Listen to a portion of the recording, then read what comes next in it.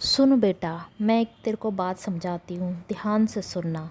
एक समय की बात है। चंद्रा नाम का एक व्यक्ति था। वह सरकारी बाबू था। चंद्रा की पत्नी राधा पढ़ी लिखी और सुशील महिला थी। चंद्रा का बेटा 3 माह का था जब राधा की एक सरकारी बैंक में नौकरी लग जाती है, मगर राधा नौकरी करने से मना कर देती है। राधा चंद्रा से कहती है कि अभी हमारा बेटा शेखर बहुत छोटा है, मैं अभी नौकरी नहीं कर सकती क्योंकि मुझे उसका ध्यान रखना पड़ेगा। चंद्रा कहता है कि ठीक है, जैसे तुम ठीक समझो। समय बीतता गया। शेखर 3 साल का हो गया। अब राधा और चंद्रा शेखर का स्कूल में दाखिला करवाने का प्रयास करते हैं, मगर स्कूल वाले बहुत डोनेशन मांगते हैं। चंद्रा बैंक से लोन लेता है और अपने बेटे का दाखिला महंगे इंग्लिश मीडियम स्कूल में करवा देता है।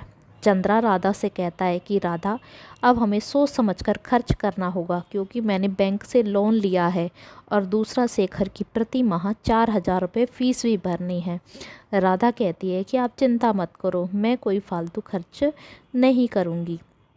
समय बीतता गया। शेखर बड़ा हो गया। अब शेखर की फरमाइशें भी बढ़ती गई। चंद्रा उससे जो भी बात के लिए मना करता, शेखर वही करता, मगर राधा शेखर को किसी चीज़ के लिए मना नहीं करती। वह उसकी हर इच्छा पूरी करती। शेखर नौकरी के लिए बहुत प्रयास करता, मगर उसे नौकरी नहीं मिलती है। चंद्रा अब रिटायर हो जाता है। एक दिन चंद्रा से मिलने उसका पुराना मित्र आता है। वह चंद्रा से कहता है कि तुम उसकी पहचान में एक व्यक्ति है जो शेखर को बैंक में नौकरी दिला सकता है, मगर उसके लिए तुम्हें 15 लाख रुपए देने होंगे।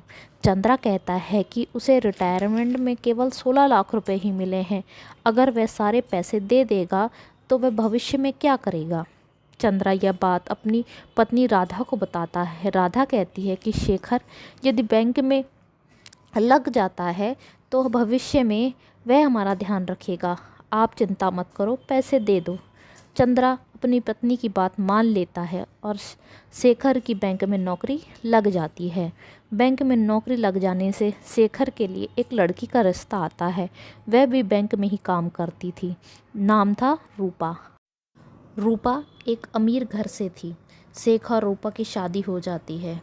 रूपा कोई भी काम नहीं करती है। वह सभी कामों के लिए अपनी सास राधा को कहती है। राधा सुबह टिफ़िन बनाने में थोड़ा सा भी लेट हो जाती है तो रूपा उसे बहुत बातें सुनाती है।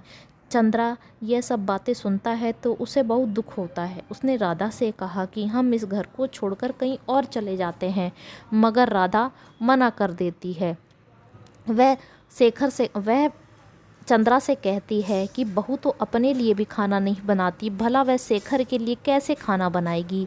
राधा की तबीयत खराब रहने लगी और एक दिन राधा का देहांत हो गया। चंद्रा अब अकेला ही रह जाता है। वह बहू चंद्रा के लिए भी खाना नहीं बनाती थी। चंद्रा स्वयं ही अपने लिए खाना बनाता। एक दिन रूपा ने शेखर से कहा कि क्यों न हम पिताजी को वृद्धाश्रम में छोड़ आएं।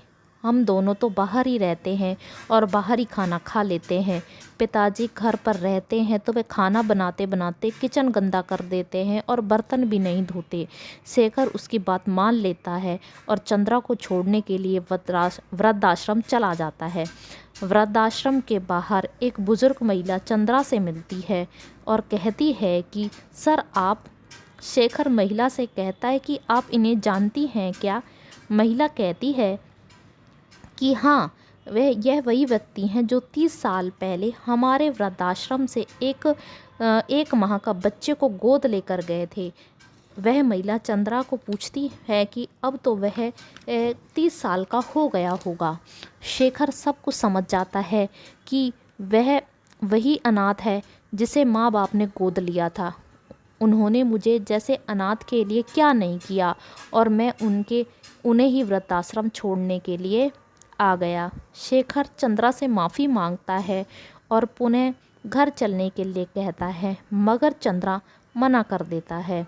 वह कहता है कि मैं तुम्हें हर चीज़ के लिए माफ़ कर सकता हूँ, मगर जो दुख तुमने मेरी पत्नी को दिए हैं मैं उनके लिए तुम्हें माफ़ नहीं कर सकता। ऐसा कहकर चंद्रा वृद्धाश्रम में अंदर चला जाता है। बेटा मैं तुम्हें ये बातें इसलिए बता रही हूँ कि भविष्य में तुम भी मेरे साथ ऐसा नहीं करो, क्योंकि माँ अपनी सारी जमा पूंजी अपने बच्चे पर लगा देती है और अपना जीवन नौछावर कर देती है, मगर बच्चा एक माँ को नहीं पाल पाता। इसलिए बेटा मेरी इस सीख को ध्यान रखना और किसी भी बड़े बुजुर्ग को कभी परेशान मत करना। यदि हमारी यह कहानी आपको पसंद आई तो कृपया हमारे चैनल को सब्सक्राइब करें। Thank you.